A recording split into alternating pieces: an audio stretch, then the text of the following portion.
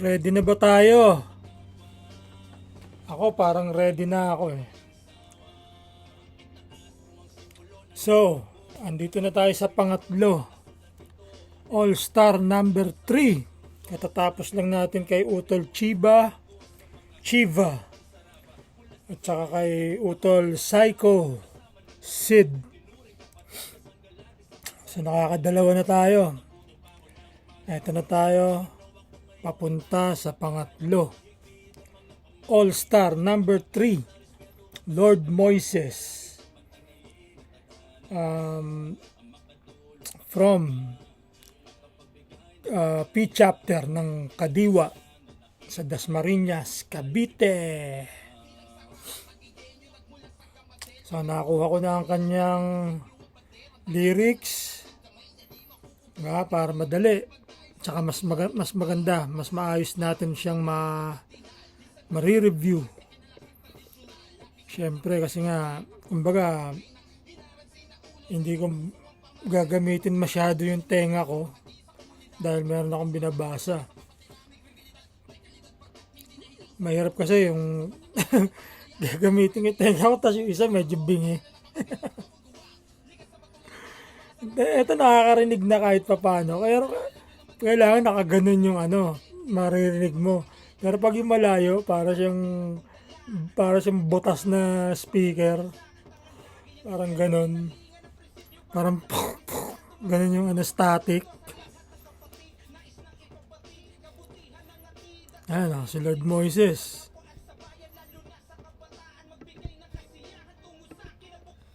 So game na. Iyan na natin. Atin nang umpisahan nito.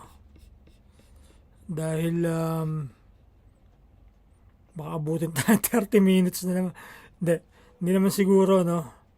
Bibilisan natin ng konti. Yung kay Utol Chiva haba, 30 minutes. Samantalang yung unang review ko sa buong kanta parang wala pang 30 minutes. So game. Lumalaganap ang kapatiran kong dala. Lumalagablab ang aming pagkakaisa. Tangan lagi ang respeto, inalingan ang prinsipyo para lang maging sagrado matamo. Lumampas ako. So yun nga, yung paborito ko, paborito kong pasok ni Utol Moises. Tapos yung salita, gamit niya na lumalaganap ang kapatiran kong dala. Lumalagablab ang aming pagkakaisa. So lumalaganap, ibig sabihin, kumakalat, di ba? Dumarami, lumalawak. Yung kapatiran niyang dala, which is, ayun sa likod ko. 3 letra, kita ba? SRB. Tas lumalagablab ang aming pagkakaisa. Lumalagablab, ibig sabihin nun, sobrang init nun Hindi lang basta mainit, lumalagablab Hindi lang basta apoy na parang impyerno ang dating, Ganong kainit ang pagkakaisa ng SRB All-Star. At ang layunin nila ay mapagkaisa ang kapatiran, which is nagawa naman nila. Napagkaisa nila dahil lahat nakinig. So ibig sabihin, meron tayong paraan na pwedeng gawin para tayo magkaisa. Isa na ang music, ang paggawa ng music. Kasi nga ika nga ng mga musikero sa buong mundo, music is a universal language. Kahit ano pang salita yan, ang music, yung tunog yan ang music di ba, tunog. So lahat naiintindihan kung ano ang magandang music. Okay, so ulitin ko kasi kanina lumampas ako, parang lutang ako Malaganap ang kapatiran kong dala. Lumalagablab ang aming pagkakaisa. Tangan lagi ang respeto, inalingan ang prinsipyo para lang maging sagrado matamo. Magsaludo sa lahat. Okay. Tangan lagi ang respeto. So dala niya lagi yung respeto, which is very good. Bakit? Kasi pag dala mo lagi ang respeto, makakaiwas ka sa gulo. Kasi may respeto ka, marespeto kang tao, di ba? Magalang. Yun ang ibig sabihin ng respeto, magalang. Um, Hindi ka bastos, hindi ka nang babastos. Ano ka, ano kagaya niya. Tangan lagi ang respeto, inalingan pa ng prinsipyo. Yung inalingan, parang di ko ganong alam yung salitang yan eh. Pero iba-base natin sa mga unang salita at sa mga susunod. So, tangan lagi ang respeto, inalingan ng prinsipyo para lang maging sagrado mata mo ang pagsaludo. Grabe yung mga salita ni Brad Moises dito. So, tingin ko yung salitang inalingan ng prinsipyo. So, dala niya yung respeto, inalingan ng prinsipyo. Siguro parang hinaluan pa ng prinsipyo. Yung prinsipyo natin, di ba, napakaganda nun. Napaka-positibo nun. So, respeto plus prinsipyo. So, tingin ko yung inalingan is dinagdag, isinama, parang hinaluan, inalingay, parang inihalo. Yun siguro, ang pagkakaintindi ko kasi binase ko na doon sa buong itong second verse niya para lang maging sagrado. Ano ibig sabihin ng sagrado? Ano yan? Salitang ano yan? It's got something to do with being reverent, holy, banal. Pag sinabing sagrado, is banal yung bagay na yon. Hindi mo siya pwedeng laruin or pagsalita, gumamit ng mga salitang hindi. Kasi nga sacred siya, sagrado siya, banal siya. Kailangan, yun, yung respeto, yung prinsipyo. So, para lang maging sagrado, mata mo ang pagsaludo. So, yung mata mo yung pagsaludo ng tao, kailangan may respeto ka rin sa mga tao para saluduhan ka nila. Diba? Kita nyo yung mga mga general. Hindi magiging general yun kung yun mga bastos. Diba? Kung yun mga kengkoy. Although minsan kailangan maging kengkoy, pero hindi. Pag sila nagpakakengkoy is walang sasaludo sa kanila. Iisipin ng kanilang mga nasasakupang tao isa, ay, kengkoy itong general natin. Di ba? So, ganun yun. Yung mga salitang yan is mga matataas na yan, na pagtingin sa tao. Yung respetuhin mo, alingan mo ng prinsipyo. Yung prinsipyo, yung nasa loob yan, yung prinsipyo. Yan yung stand mo na hindi mo pwedeng baliin. Okay, so let's go to third. Ng kapatid, nais nang ipabati, kabutihan ng atid at ito'y hindi lingid. Sa lahat ng kapatid, nais nang ipabatid, kabutihan ang hatid at ito'y hindi lingid. So sa atin lahat, gusto niyang sabihin o ipaalam, kabutihan ang hatid. So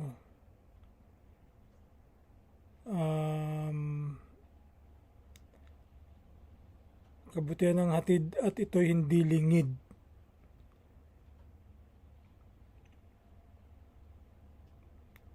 Sa kapwa at sa bayan. Oo, so medyo kasi pinutol ni Brad Moises yung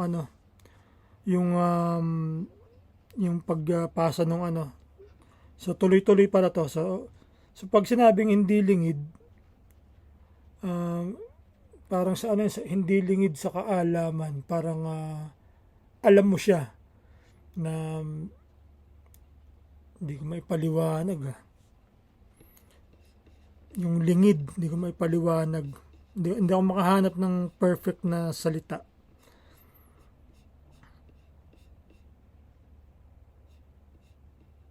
So tuloy natin. Nahirapan ako rito, Utol Moises ah. Kapwa at sa bayan, lalo na sa kabataan, magbigay ng kasiyahan tungo sa kinabukasan sa Okay, sa lahat ng kapatid, nais nang ipabatid kabutihan ang hatid at ito'y hindi lingid sa kapwa at sa bayan. So yun nga, yung ang hatid natin, di ba, sa kapwa at sa bayan, yung paglilingkod, pati sa kabataan. So ito yung duties. Duties natin to. Diba? It's our duty to country, to youth, tapos yung sa kapwa, yung sa ibang tao yun eh. Duty to others, tapos magbigay ng kasiyahan tungo sa kinabukasan. So yun, yung, sa true service, nagbibigay tayo ng marami tayong pinapasaya. At dahil doon sa ginagawa natin, yung kinabukasan is maaring magbago tungo sa maganda. Kasi syempre positive will bear fruits na positive din, di ba? Walang magandang gawa na magbubunga ng hindi maganda. So kapag gumawa ka ng maganda, ang magiging bunga niyan is maganda rin. Di ba? Okay, so Brad Moses, medyo nahirapan ako dun sa yung lingid. Hindi ko mahanap yung sa isip ko yung salita. Alam ko siya kaso hindi ko siya mahanap eh. So, mo na lang. Idagdag mo na lang. Okay, mga kapatid, pasensya at nahirapan ako dun sa lingid. mga isipan lagi ng pangalandakan na ikaw din ay kabilang sa sarabang kapatiran kung Buksan lamang ang isipan lagi ng pangalandakan na ikaw din ay kabilang sa sarabang kapatiran. Buksan mo yung isip mo, lagi mong ipangalanda, kasi pag pinapangalandakan mo talagang parang yung pinapakita mo ng talagang over na kaya pinapangalandakan mo eh. Yung talagang pinagmamalaki mo masyado, di ba? Sobrang over, parang ganun. Pero hindi masama. Kasi hindi masamang ipangalandakan mo na membro ako ng kapatirang ito, sarabang kapatiran. Na ikaw din ay kabilang sa sarabang kapatiran. Di ba?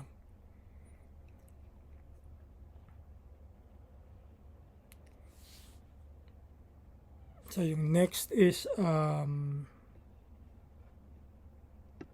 nasa Pinas, nagmarka ng malakas sa yapak, nagbakas ng mataas na antas, likas na sumobra.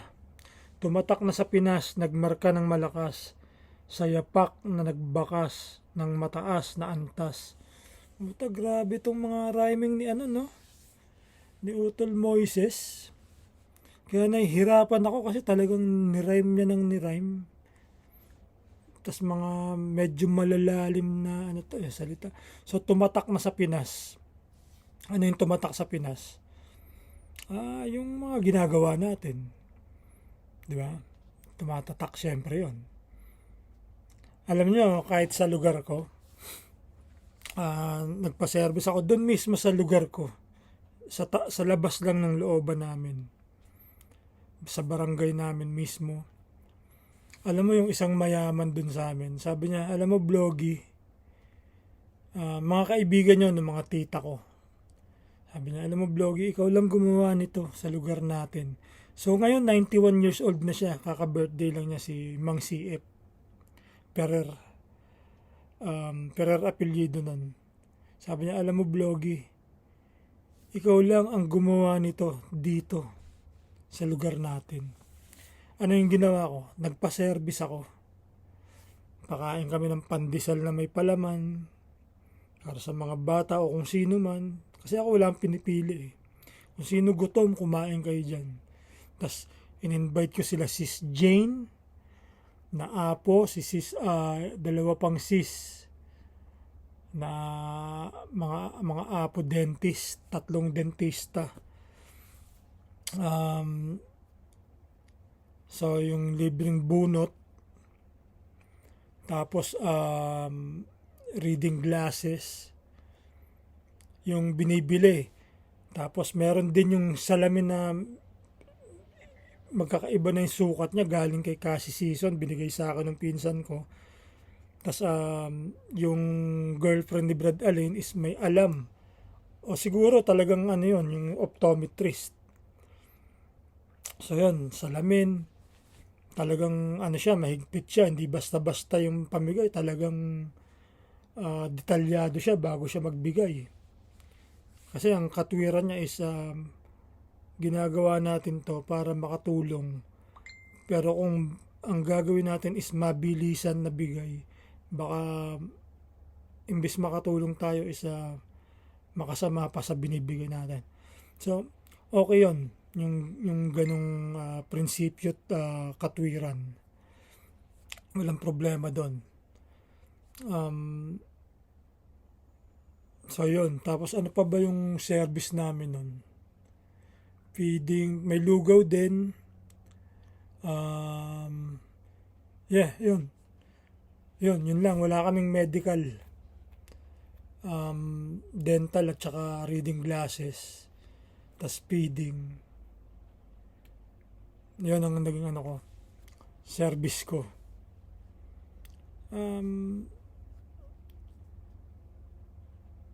Naano ako ron sa sinabi nung matanda, si Mang CF.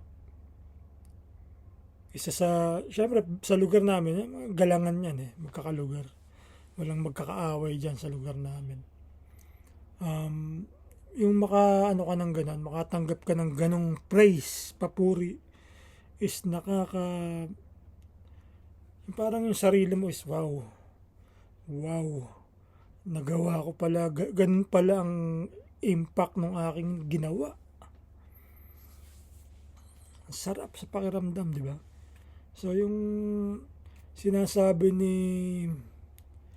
Brad Moises na sa yapak nagbabakas ng mataas na antas. Yung yapak yun yung kilos natin, yung steps. Yapak, di ba? Ibig sabihin nun sa paa yun Magsuot ka nga ng pangyapak mo, tsinelas yun, di ba? Or sapatos. Panglakad. So yung steps natin nagbabakas, yung kilos. Nagbabakas siya ng mataas na antas. Ano yung antas? Yun yung parang yung nararating natin, tumataas yung antas.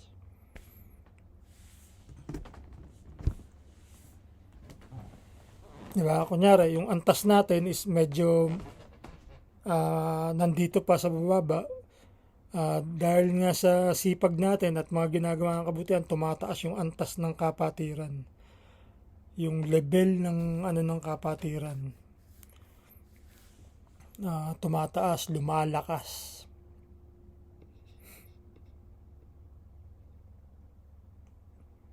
Oops, nag-PM sa atin si Utol, Element 1. Shout out kay Element 1. Singit ko lang, Brad Moises Kasi ito si Element 1, makulit pala to Biro mo, ang haba na ng usapan namin. Hindi ko alam na siya pala si Element 1. Tinatanong niya ako kung Teka, babalikan ko. Baka matawa dito si Utol Element 1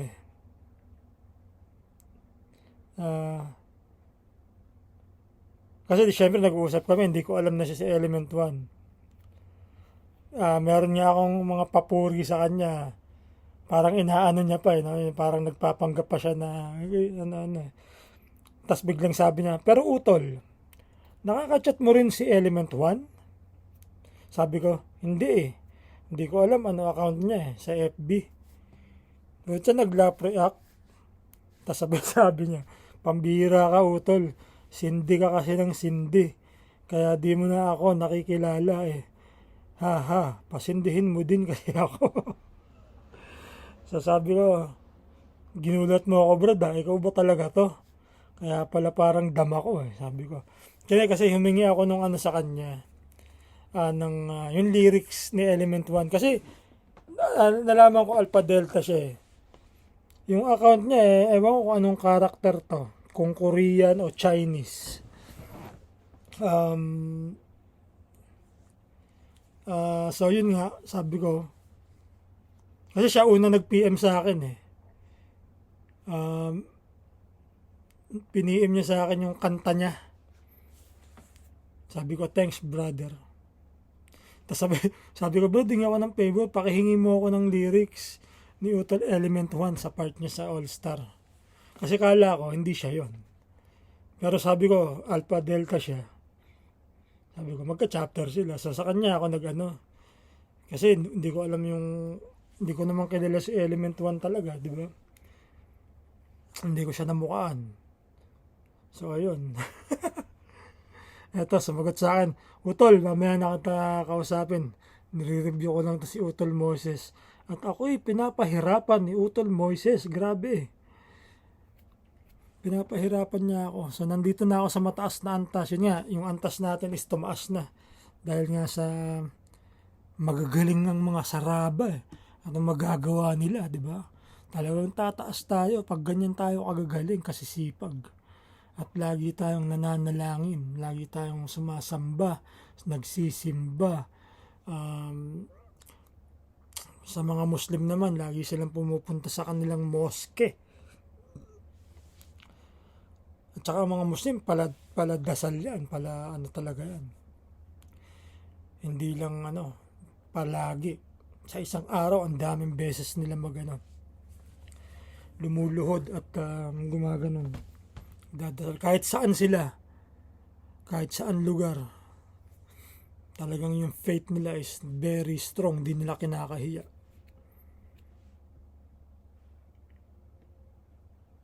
Malapit na rin pala ako matapos, pero nasa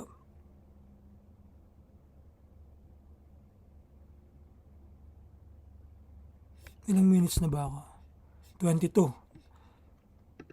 Tasang makadiyos bilang saraba, kabalyero niyang tapat na popular sa bawat masa. Kilala na bawat Teka, mapatapos na yan. Ito muna. So, likas sa aming batas.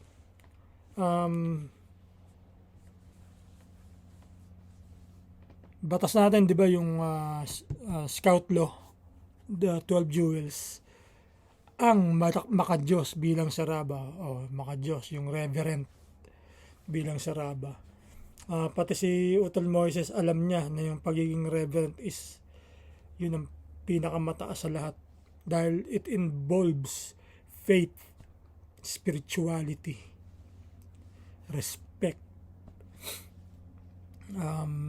Although una yung trustworthy, tas yung loyal, pero yung pagiging respeto at baka Diyos, yun ang pinakamataas sa lahat.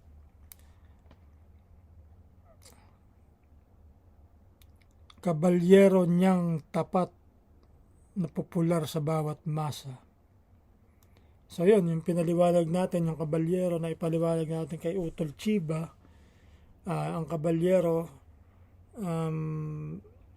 nasa sa kanya, nasa katangian niya yung ating batas na 12 jewels, 12 hiyas, na tapat na popular sa bawat masa. So sa mga tao, popular yung natin, popular yung popular tayong mga kabalyero. Bakit tayo popular sa mga tao? Dahil tayo naglilingkod as a group. At yung do a good turn daily natin, yan, lagi dala natin yan bawat oras. Yung do a good turn. Yung do a good turn na yan, it doesn't cost anything. Although sometimes it does, yung pabarya-barya minsan, magbigay ka sa mga nakikita mong namamalimos, di ba? Bibigay ka ng piso, 2 piso, 5 piso. That's a good turn. Small acts of kindness. Okay, so almost na tayo. Bata at maging matatanda, taas doon na napabilang sa chapter ng kadiwa. Lumalaganap. Okay. Kilala ng bawat bata. Sa tuloy-tuloy siya, no? Popular sa bawat masa. Kilala ng bawat bata. Totoo yan. Yung mga bata na pinagsiservice natin, maaalala nila tayo. Sila Sis Joyce, si Utol Saide. Si Utol Saide ang galing sa palaro. Magkakaservice nga pala sila sa October 7. Good luck. Omicron Alumni Association. Mag-imbita kayo ng mga kapatid. Huwag kayong matakot na magpuntahan ng mga kapatid dyan. Ang kapatiran natin is sabi nga ni Utol Moises, sanay siya sa hirap. Ganon ang ating kapatiran. Sanay tayo sa hirap. Kahit wala o kung ano mang nakahain dyan, paghahati-hatian natin, pagsasalu-saluhan natin. At ang importante doon is magkakasama tayo, magkakaakbay tayo, magkakakapit-bisig tayo na nagseserbisyo. Kilala ng bawat bata at maging matatanda. Again, ikukwento ko yung nagpaiyak sa akin sa Sorsogon sa Donsol. Yung matanda na nakiusap siya sa akin na hintayin siya dahil isasama niya yung asawa niya para makakuha ng gamot. Ganon ka-importante yung gamot sa kanila na magta-tricycle siya, yung oras niya. Naalala ko na naman, naiiyak na naman ako. Hindi ko makakalimutan yung matanda na yun. So, taas noon na napabilang sa P-chapter ng Kadiwa. Shout out sa P-chapter ng Kadiwa. Shout out sa inyo dyan mga kapatid.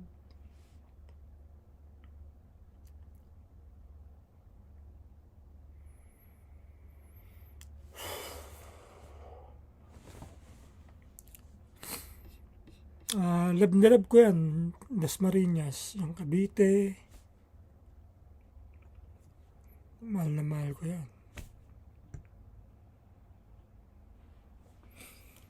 Wait a minute.